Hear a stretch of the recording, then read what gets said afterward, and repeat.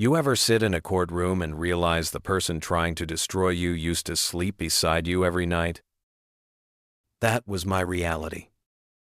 Laura sat across from me, flawless, calm, every word rehearsed. They called me unstable, a danger to my daughter. I said nothing. Truth doesn't shout. It waits. The judge adjusted his glasses, looked tired of the noise, and called my daughter forward. She was 6, small hands, gripping a tablet covered in cartoon stickers. She looked at me once, then at her mother. "Can I show you something Mommy doesn't know about?" The judge hesitated, then nodded. She tapped play. At first, there was laughter, soft, warm. Then another sound followed, something sharp, something ugly. A voice that didn't belong to a mother tucking her child into bed. Laura's perfect smile vanished before the screen even showed her face. It started months earlier, polite, distant, careful. She stopped saying we, started saying I. I noticed everything. The new perfume, the secret calls, the office door that stayed locked long after she was working late. Still, I tried to believe her. Told myself it was stress, work, life. Until the night I found the hotel receipt, 2 glasses of wine, 1 bed.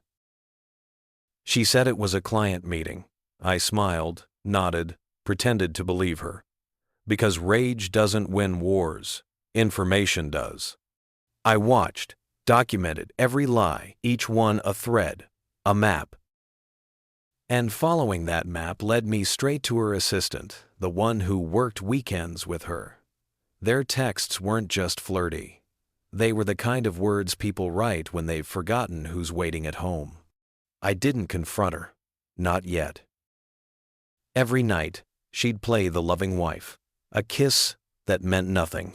A touch that apologized for a sin she refused to name. When the divorce papers came, she played the victim like she'd rehearsed it her whole life. He's controlling, distant, unsafe for a child. What she didn't know was that I'd already backed up her messages. And I'd seen one video she forgot to delete, the one that changed everything. My daughter's voice was in it, small, innocent, asking, "Mommy, who's that?" Laura was whispering on the phone, smiling. "He'll never know. He's too weak to fight me." That's when I stopped being angry and started being patient. Not revenge, retribution through exposure.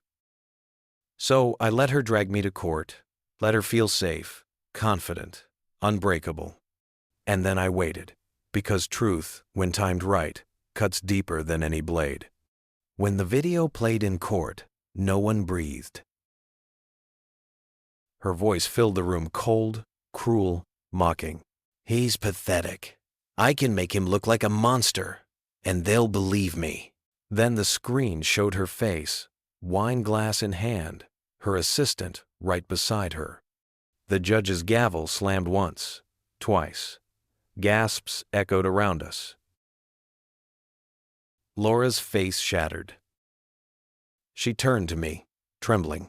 You planned this?" I didn't answer. I just looked at my daughter. She smiled small, proud. She just wanted to show the truth. I walked out of that courtroom without a word. But in the parking lot, Laura caught up. "You think this makes you a good father? Using her like that?" "You used her first." She froze. "She heard you, Laura. Every word. Children remember what they hear at night."